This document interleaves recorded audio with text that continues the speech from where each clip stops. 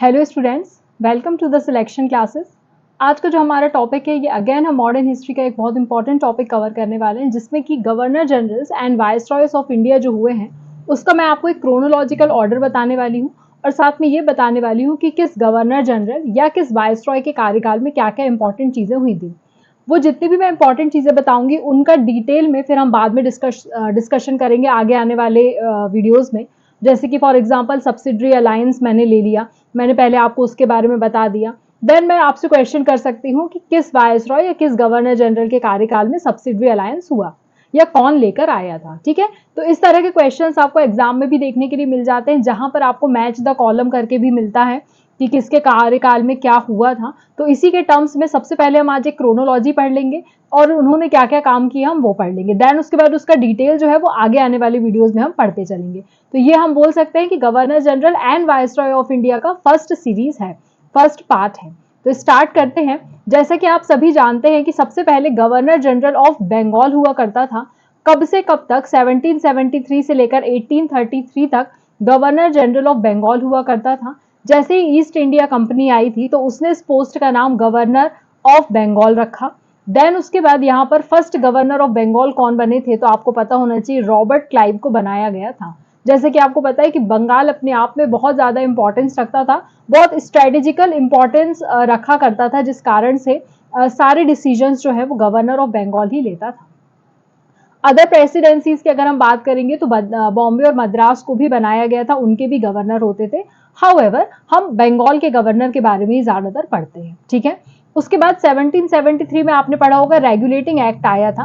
वो जैसे ही पास हो जाता है तो इस गवर्नर ऑफ बंगाल को गवर्नर जनरल ऑफ बंगाल बोला गया। और first governor general of Bengal किसे बनाया गया? तो वॉरेन हेस्टिंग्स को बनाया गया।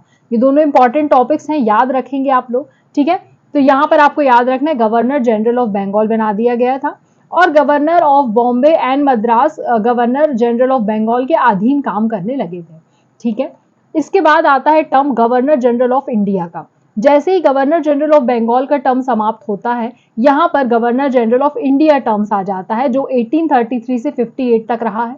चार्टर्ड एक्ट आया था 1833 में, जिसके बारे में आप लोगों ने पढ़ा होगा। उसके बाद ये तो गवर्नर जनरल ऑफ बंगाल है, उसको कन्वर्ट कर दिया गया था गवर्नर जनरल ऑफ इंडिया में। तो first governor general of India कौन थे? तो उनका नाम याद रखना है आपको, विलियम बेंटिंग जो थे वो first governor general of India रहे हैं। देन उसके बाद वायसरॉय का कार्यकाल आता है 58 से 1947 तक और रिवोल्ट होता है, आपको पता होगा 1857 में, जिसके बाद कंपनी का रूल एबॉलिश हो जाता है, ये याद रखना है आपको। और डायरेक्ट कंट्रोल किसका हो जाता है? ब्रिटिश क्राउन का हो जाता है, जिसके तहत वायसरॉय बनाए जाते हैं। अब गवर्नमेंट ऑफ इंडिया एक्ट 1858 आता है, जिसके बाद ये post of governor general of India को वायसरॉय ऑफ इंडिया कहते हैं। और जो फर्स्ट वायसरॉय ऑफ इंडिया बने थे वो थे लॉर्ड कैनिंग। तो ये सारे लोगों के नाम आप लोगों को ध्यान रखना है। कौन first governor general of India था, कौन first governor general of Bengal था, गवर्नर ऑफ बंगाल कौन था and the first viceroy of India कौन बना। ठीक है, अब यहाँ से हम अपनी कहानी स्टार्ट करते हैं। तो हम बात कर रहे हैं 1773 से 1785 में, वॉरेन हेस्टिंग से हम बात करने जा रहे हैं। सबसे पहले आपको पता है कि इस समय पर एक रेगुलेटिंग एक्ट आया था 1773 का। देन उसके बाद एक पिट्स इंडिया एक्ट आया था 1784 के। इसी के कार्यकाल में जो जो चीजें हुई है वो हम बता रहे हैं। इसके बाद रोहिला वॉर्स हुए थे 1774 में जो हुए थे, और मैंने आप लोगों को बताया था फर्स्ट मराठा वॉर हुआ था 1775 से 82 के बीच में। अगर आपने वॉर और ट्रीटी वाली सीरीज नहीं देखी है तो प्लीज जाकर के उसे भी देख लीजिए, हमारे चैनल पर ऑलरेडी अपलोडेड है, जिसका कि लिंक आपको डिस्क्रिप्शन बॉक्स में प्रोवाइड कर दिया जाएगा। इसी के साथ ट्रीटी ऑफ सालबाई हुआ था 1782 में, ये भी होता है। देन उसके बाद सेकेंड मैसूर वॉर होता है 1780 से 84 के बीच में। जल्दी से मुझे कमेंट सेक्शन में लिखकर बताइए कि सेकेंड मैसूर वॉर जो होता है उसके बाद क्या कोई ट्रीटी होती है? अगर होती है तो मुझे उस ट्रीटी का नाम बताइए, क्योंकि मैं ट्रीटीज आप लोगों को ऑलरेडी पढ़ा चुकी हूँ। ठीक है, नेक्स्ट पहुंच जाते हैं हम। हमने देखिए अभी यहाँ पर 1785 तक का कार्यकाल समाप्त किया है। अब 1786 से पे चलते हैं। तो 1786 से 1793 में आपको लॉर्ड कार्नवालिस देखने के लिए मिल जाएंगे। इनके समय पर थर्ड मैसूर वॉर होता है, सेकंड ऑलरेडी हो चुका है तो थर्ड यहाँ पर होगा। और यहाँ पर ट्रीटी ऑफ श्रीरंगपट्टनम होता है, जो कि 1792 में होती है। उसके बाद कार्नवालिस कोड आता है 1793 में, और परमानेंट सेटलमेंट ऑफ बंगाल होता है 1793 में। ये याद रखना इंपॉर्टेंट है, परमानेंट सेटलमेंट। अब यहाँ पर देखिए जैसे कॉर्नवालिस कोड है, परमानेंट सेटलमेंट है, ये क्या होता है, तो इसके बारे में हम डिस्कशन आगे आने वाले चैप्टर्स में करते हुए चलेंगे। यहाँ पर बस मैं एक आपको ओवरव्यू जैसा दे रही हूँ ताकि कभी अचानक से अगर क्वेश्चन आ जाए मिलान करने वाला तो आप इजीली यहाँ से मैच द कॉलम वाला कर सकें, ठीक है। और थोड़ा सा ये क्रोनोलॉजी आपके दिमाग में रहेगी, तो जब मैं पढ़ाऊंगी तो इजी पड़ेगा आपके लिए याद रखने में। नेक्स्ट आते हैं लॉर्ड वेलेस्ली, 1798 से लेकर 1805 में आपको देखने के लिए मिल जाएंगे। इनके समय पर सब्सिडरी अलायंस इंट्रोड्यूस हुआ था, तो ये इंपॉर्टेंट है, याद रखना है, सब्सिडरी अलायंस की बात हो गई है। फोर्थ मैसूर वॉर होता है 1799 में, and then second Maratha war होता है 1803 से 1805 में। अगेन कोई ट्रीटी अगर होती है तो मुझे कमेंट सेक्शन में उसका नाम लिखकर बताएंगे। नेक्स्ट हम पहुंचते हैं लॉर्ड मिंटो प्रथम आते हैं, एक्सक्यूज मी, 1807 से 1813 के बीच में, और यहाँ पर ट्रीटी ऑफ अमृतसर होता है विद रणजीत सिंह। इनके समय पे एक ही काम होता है, तो ये याद रखना है आपको। फिर आ जाते हैं लॉर्ड हेस्टिंग्स, ये 1813 से 1823 10 साल का कार्यकाल करते हैं। इस समय पर एंग्लो नेपाल वॉर्स होता है और ट्रीटी ऑफ सगौली होता है, जो मैंने ऑलरेडी पढ़ाया है आपको। फिर उसके बाद थर्ड मराठा वॉर आता है और डिसोल्यूशन होता है मराठा कॉन्फेडरेंसी का, और स्टैब्लिशमेंट आता है रयोतवारी सिस्टम का। ये देख लीजिए रयोतवारी सिस्टम, ये भी इंपॉर्टेंट है। जहां मैं स्टार मार्क कर रही हूँ मतलब कि वो हम थोड़ा सा डिटेल में आगे आने वाले टाइम पे पढ़ने वाले हैं, ठीक है। नेक्स्ट है लॉर्ड एम्स्ट। लॉर्ड एम्स्ट के कार्यकाल में ज्यादा कुछ नहीं हुआ था, केवल एक फर्स्ट बर्मीज वॉर हुआ था, और इनका समय में बहुत ज्यादा कुछ इंपॉर्टेंट चीजें हुई नहीं थी, तो याद रखने की उतनी आवश्यकता नहीं, बस क्रोनोलॉजी में याद रखें कि किसके बाद आते हैं। फिर आते हैं लॉर्ड विलियम बेंटिंग, बहुत ज्यादा इंपॉर्टेंट है, क्यों, क्योंकि इन्होंने अबॉलिशन किया है सती सिस्टम का 1829 में। और भारत में, और बताइए मुझे, सती सिस्टम को खत्म करने में किसका योगदान रहा है, उनका नाम आप लोग मुझे कमेंट सेक्शन में बताएंगे। मैं आप लोगों को भक्ति आंदोलन भी पढ़ाऊंगी, मैं आप लोगों को सूफी आंदोलन भी पढ़ाऊंगी, मतलब मॉडर्न हिस्ट्रीज में जो जो इंपॉर्टेंट चीजें हैं एग्जाम में पूछी जाती है वो मैं सब पढ़ाऊंगी, ठीक है। तो इस चीज से निश्चिंत हो जाइए, आपके एग्जाम तक हम मॉडर्न हिस्ट्री अच्छे से प्रिपेयर कर चुके रहेंगे। चार्टर्ड एक्ट ऑफ 1833 आता है इनके समय पे। फिर आते हैं लॉर्ड ऑकलैंड, जो फर्स्ट अफगान वॉर के समय पर रहते हैं, 1836 से 1842 तक का इनका कार्यकाल होता है। अब हम 42 तक पहुंच चुके हैं। 42 के बाद यहाँ पर आपको ध्यान देना है लॉर्ड हार्डिंगे आते हैं। बीच में कुछ समय ऐसा नहीं है कि कार्यकाल नहीं चला, कुछ कुछ जैसे कि बोलते हैं ना कि अधिकार अधिक भार सौंप दिया जाता है, तो उस समय पर अगर जब गवर्नर जनरल ऑफ इंडिया नहीं बन पाते या बंगाल नहीं बना पाते, तो उस समय पर किसी एक व्यक्ति को नियुक्त कर दिया जाता है, वो एक्टिंग गवर्नर जनरल की तरह यहाँ पे काम करता है। तो ये 1844 से 48 के बीच में होता है। फर्स्ट एंग्लो सिख वॉर होता है, जिसमें कि ट्रीटी ऑफ लाहौर होता है 1846 में, और सोशल रिफॉर्म्स होते हैं जैसे कि abolition of female infanticide. Then फिर आ जाते हैं हमारे पास लॉर्ड डलहौजी, बहुत बहुत ज्यादा इंपॉर्टेंट है, हर एग्जाम के सबसे चहेते लॉर्ड डलहौजी जी। इनका कार्यकाल याद रखना है, 48 से लेकर 1856 तक का कार्यकाल रहा है, और 1857 की क्रांति इसके बाद ही होती है, तो यहाँ तक की चीजें अच्छे से याद रखें। सेकेंड एंग्लो सिख वॉर होता है, यहाँ पर एनेक्सेशन ऑफ लोअर बर्मा होता है, introduction of doctrine of lapse, बहुत ज्यादा important topic. Wood dispatch, Charles Wood dispatch होता है, laying down of the first railway line connecting Bombay and Thane in 1853, पहला की स्टोन रखा जाता है फर्स्ट रेलवे को बनाने के लिए, और इस्टेब्लिशमेंट होता है पीडब्ल्यूडी का, ठीक। आगे पहुंच जाते हैं लॉर्ड कैनिंग के कार्यकाल में, अगेन इंपॉर्टेंट, 1856 से 62 तक का कार्यकाल है। रिवॉल्ट होता है 1857 का इनके समय पे, तो इंपॉर्टेंट हो जाता है। 3 यूनिवर्सिटीज का एस्टेब्लिशमेंट करते हैं, कैलकटा, मद्रास एंड बॉम्बे में 1857 में ही, और एबॉलिशन होता है ईस्ट इंडिया कंपनी का, और ट्रांसफर हो जाता है कंट्रोल किसके पास, क्राउन के पास।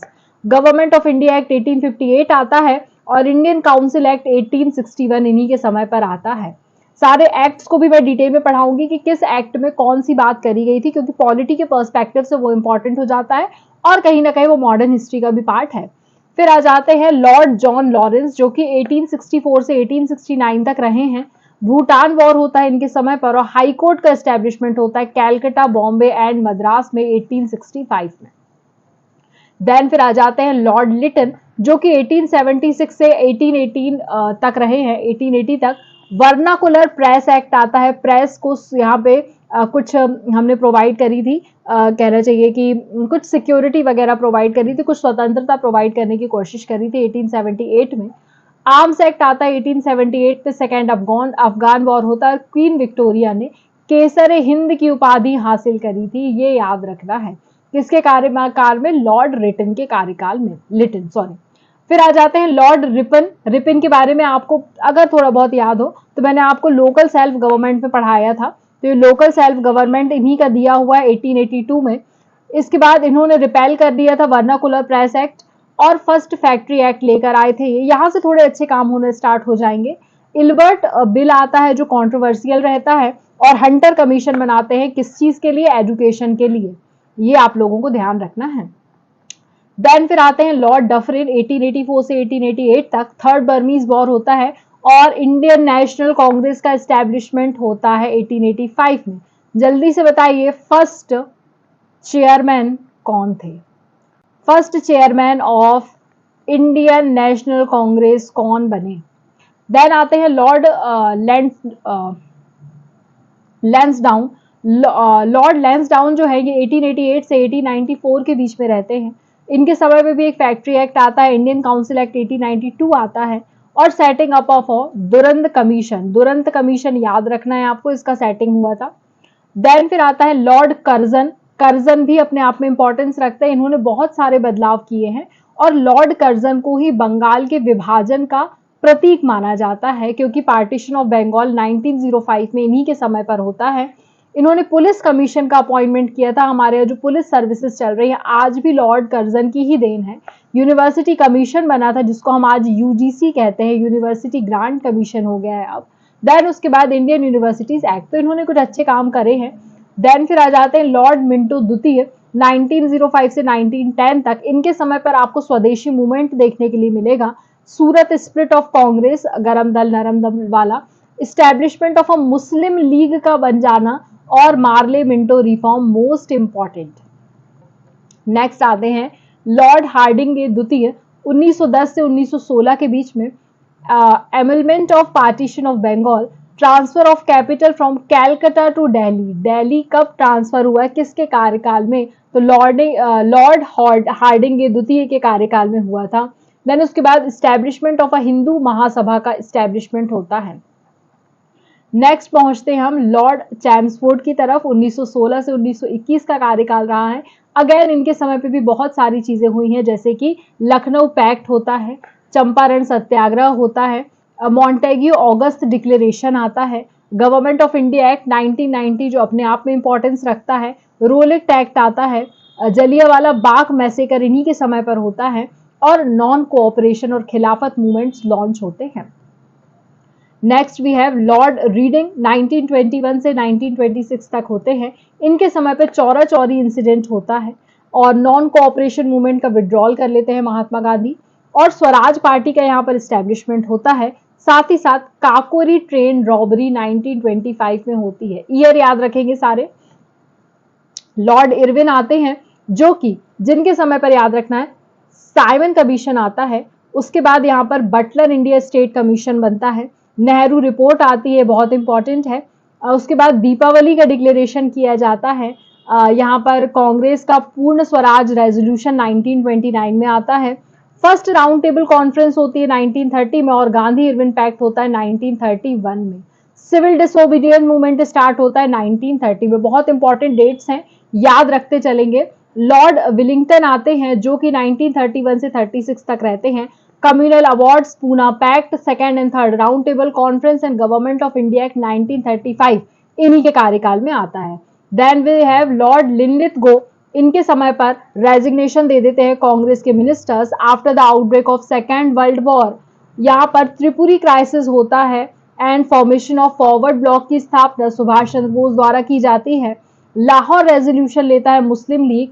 अगस्त ऑफर आता है, ये याद रखना है, क्रिप्स मिशन 1942 में, एंड क्विट इंडिया मूवमेंट 1942 में आता है। Then we have Lord Wavell. Wavell से याद आ जाएगा, वेविल प्लान लेकर आए थे, और शिमला कॉन्फ्रेंस होती है। सी राजगोपालाचारी फॉर्मूला एक निकल कर आता है, कैबिनेट मिशन 1946 में आता है, डायरेक्ट एक्शन प्लान भी इसे कहा जाता है, और साथ में क्लेमेंट एटली के द्वारा अनाउंसमेंट होता है end of a British rule in India. बिल्कुल ध्यान रखना है। Then we have Lord Mountbatten 1947 से 48 जून 3 प्लान लेकर आते हैं। रेडक्लिफ कमीशन बैठता है जहां की रेडक्लिफ लाइन का निर्धारण होता है और इंडिया को इंडिपेंडेंस मिलती है 15 अगस्त 1947।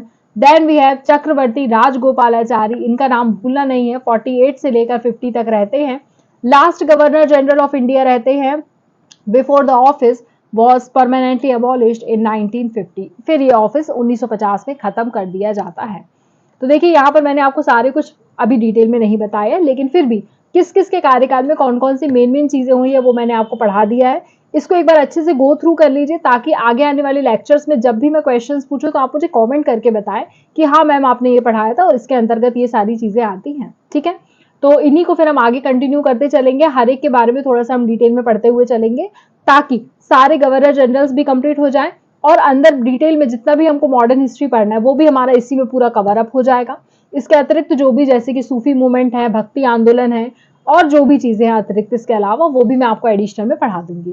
तो आई होप आपको वीडियो अच्छा लगा होगा। ज्यादा से ज्यादा लोगों तक शेयर करिए, लाइक करिए, सब्सक्राइब करिए। Thank you so much.